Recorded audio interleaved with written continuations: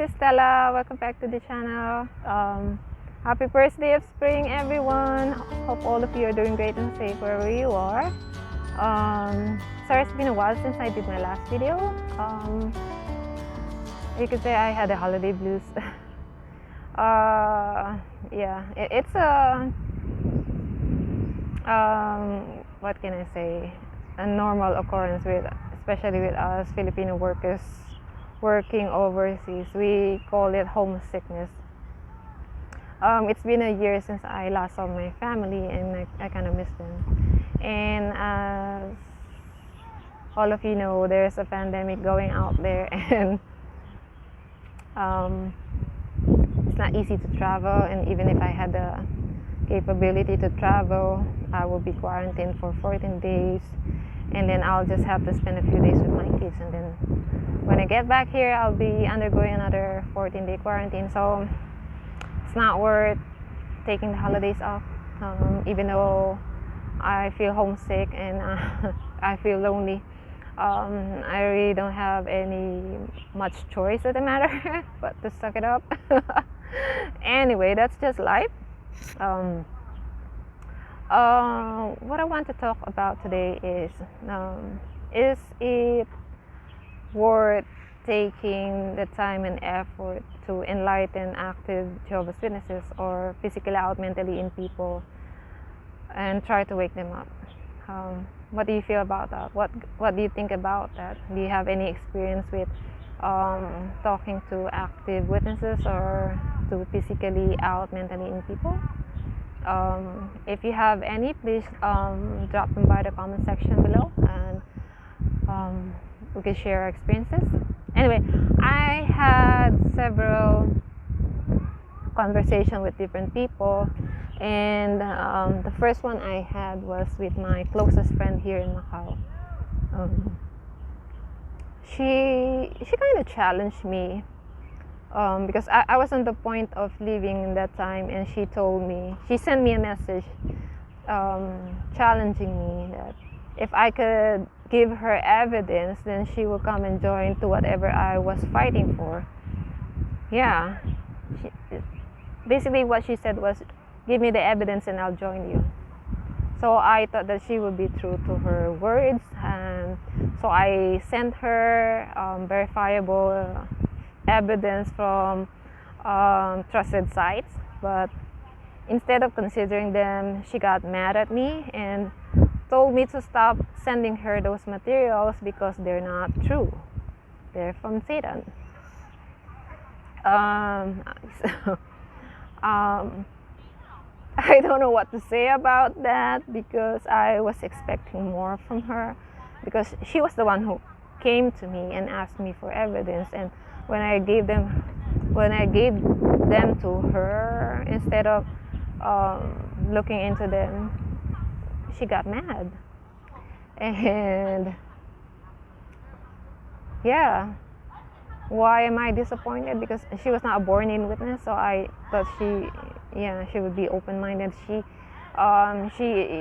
was college educated, and she became a witness late in her 30s.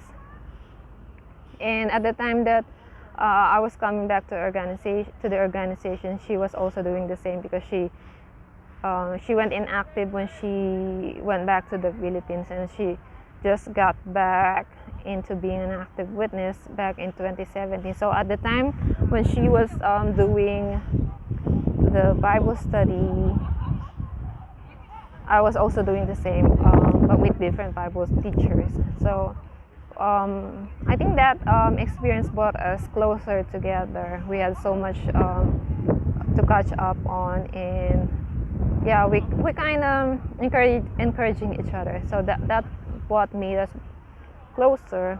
I know I let her down when I left the witnesses, even though I tried to explain everything to her, but no, she stuck with the organization, and now shunning me. That was not a success story, even though she was the one who came to me and asked me for evidence. So I had another conversation, this one with my sister, and when I told her the reasons why I left the witnesses, first and foremost about the CSA cases, CSA scandals, and it was disappointing to hear from her that she was like defending the witnesses because she said they are imperfect humans, so it's bound to happen. But I told her it's a poor excuse. They can do changes, I mean, especially Watchtower. They can implement new policies to keep the pedophiles away and protect the children, but they're not doing it. So I said, telling me that they are imperfect is a poor excuse. And even though how many evidence I gave her, she will not consider them enough proof to leave the witnesses. But when this incident occurred about this American missionary going to the North Sentinel Island who wants to preach Christianity to a tribe of people who was separated from civilization for a very long time. So it got my sister, I think, because I sent her the article and asked her compare the dates that these people were living in the island and compare that to the age of Christianity, and also compare it to the age that the Watchtower assumes that Adam was created. So yeah, she got into it. She dig more, and she was happy to inform me that those people were living in the island for about 60,000 years old. So she find it amazing to realize that they were there for 60,000 years, and this American missionary was trying to spread the word of Christianity there, Christianity being a 2,000-year-old religion. So it kind of opened her mind to not be scared of Armageddon, because if that evidence proved that what the Bible say about Adam being created by God 6,000 years ago, based upon the computation of Bishop Usher. So yeah, I kind of woke her up. Like if the Bible, she found something wrong with what the Bible is telling us, then Armageddon must be the same thing. So it kind of freed her from the fear of Armageddon. If the beginning is not true, so the ending must not be true also. So she got to think about that. So even though the CSA scandals did not wake her up, but I think something about science and anthropology helped her realize some things, and yeah, like it made her comfortable and feel calmer and relaxed that Armageddon will not come and kill her and her family. Yeah, that was kind of helpful for her to do that. And also I had after that I had a conversation with a physically out, mentally in friend who got this fellowship more than 25 years ago. I reached out to him because I thought that he would be inclined to, learn more about, learn the truth about the witnesses. So yeah, he was kind of excited to talk to another former Jehovah's Witnesses, and I was excited the same too. But when I told him the reasons why I left, I told him everything, and he asked me a lot of questions. He said his conclusion was Satan got into you. I said, what? You're out more than 25 years ago and you still believe the same thing. There's nothing changed in him, really. Even though he's out, but his thinking is still in the Jehovah's Witness mindset. It's kind of mind-boggling for me. How can you not see these things? How can you not realize these things, especially the shunning? He's being shunned for more than 25 years, and I was I was there when his father passed away, and the ones who came to the funeral most of them were witnesses, and aside from my mom and me, everyone who went shunned him. So it's like he is worthy to be shunned. That's what he felt.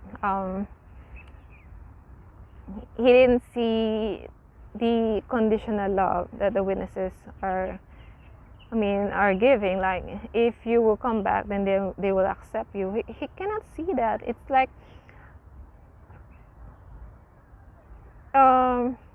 yeah, he deserved to be shunned. That's what he thinks. It's sad because whatever I say, whatever evidence I give him, they're useless, because he is shrouded with guilt. Yeah, I didn't get far with him. There's another childhood friend. This guy reached out to me when he learned that I was leaving the witnesses, and I thought that he'll be open to conversation about my side, about what convinced me to leave the witnesses, because this guy is like living a double life. He claims to be an active witness. He goes to the meeting, but you will not see him preaching. You will never see him in the platform giving talks. He doesn't get any assignments, even though his dad is an active witness, active elder. But yeah, because he's living a double life. Yeah, so he reached out to me, and his purpose on chatting with me is to convince me to go back to Jehovah. And so I was explaining to him the truth about the witnesses, and he will not listen to me. And the final hurtful words he sent me was that, that Armageddon will come, and paradise will come. Your kids, your parents will be there, but you're not gonna be there. How do you feel about it? And I just found it so hurtful to judge me, and condemn me to that, because what that means is that I will be dying in Armageddon, even though I don't believe in Armageddon anymore. But it hurts to be, it's like I deserve to die. You know how the JWs think, especially for how they treat us apostates. They condemn us to death or to eternal destruction. Even though we believe that it's not true, but it's hurtful. It's quite rude to tell somebody to, you're gonna die. Yeah, he sent me those final words and then blocked me afterward. It's kind of funny because he only have the guts to tell that and then block me. But I'd rather he block me than I block him. It's like taking the rubbish themselves away. Anyway, I had another conversation, this one from my former Bible teacher, the one who taught me when I was young. And she was physically out, mentally in person for a very long time. And then she said hi to me in Facebook because she heard that I was leaving the witnesses, and she heard this rumor going around in my former congregation too, because somebody was spreading rumors, telling them to block me on social media. So that made her curious to reach out to me and ask me why I was leaving. So like the previous incidents, I put the effort and time to explain why I was leaving, and I told her to do further research on her own and to check the materials that I'm talking about. I was expecting also that she would consider what I was saying, because she was out for a long time. And then I was not expecting that you're gonna die in Armageddon. That's what she told me. You're part of Satan's world now, and you're gonna die in Armageddon. Oh my goodness. She made she spent a long time having that conversation with me, and then at the end she'll just tell me that I will die in Armageddon. That was just but when I get to that conversation with her, I was not really my heart was not really into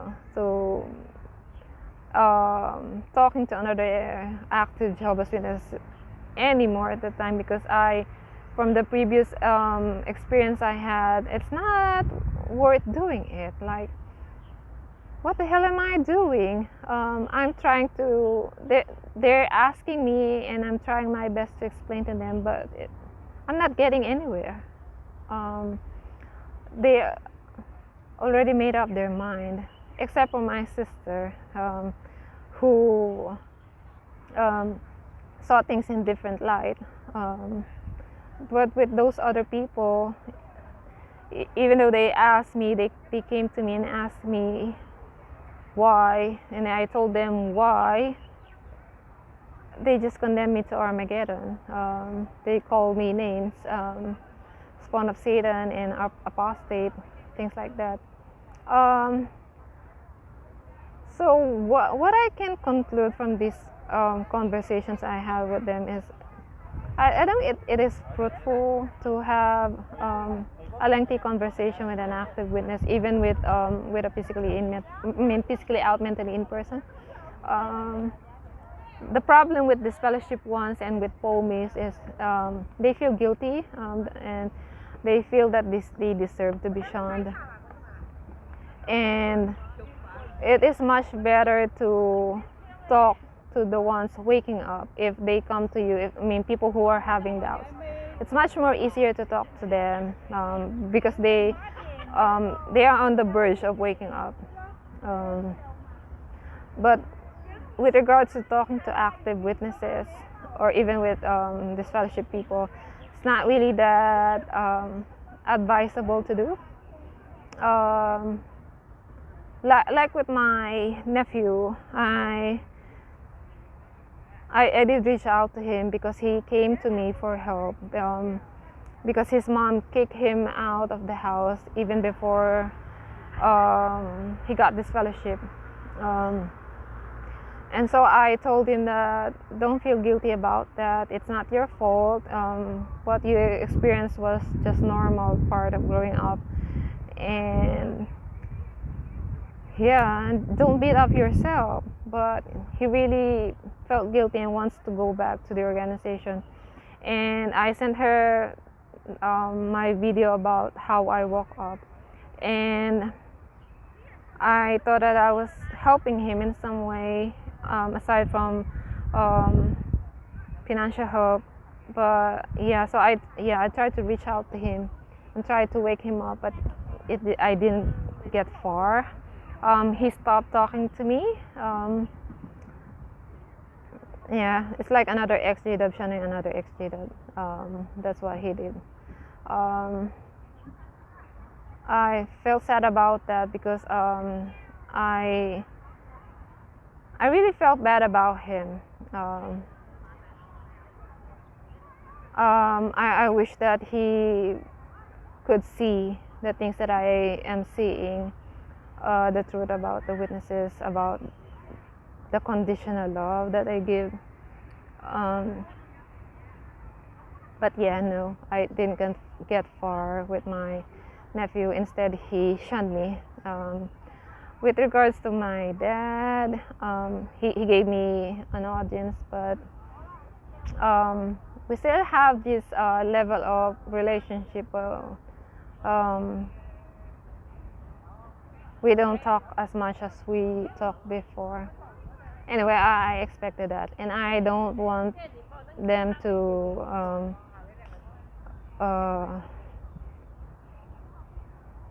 complicate whatever situation they have in the organization just to have a communication with me. I'm not expecting anything from them. I understand their choices. What I struggle with is this thought in my head, like for the sake of argument, let's say that Armageddon is coming. Just for the sake of argument, what I was thinking is, if Armageddon would really come, why won't the governing body allow their members to have the short amount of time for their active members to spend with their families who left the witnesses? Because if Armageddon is really coming and the active witnesses have this short time to spend with their this fellowship family members, well, I think for me is, yeah, the governing body should allow their members to have this relationship with the former members, because they're putting their own members into an anguish, because for us, we will not be in paradise. I mean, our families will be there, they will spend eternity there, but we will not be there. So why not allow them to spend whatever time we have right now just to have that relationship with us? But yeah, they will not allow their members to do that. So yeah, that's just putting their members in anguish, separating their members from their own families, and that's what I hate about the policy of the governing body.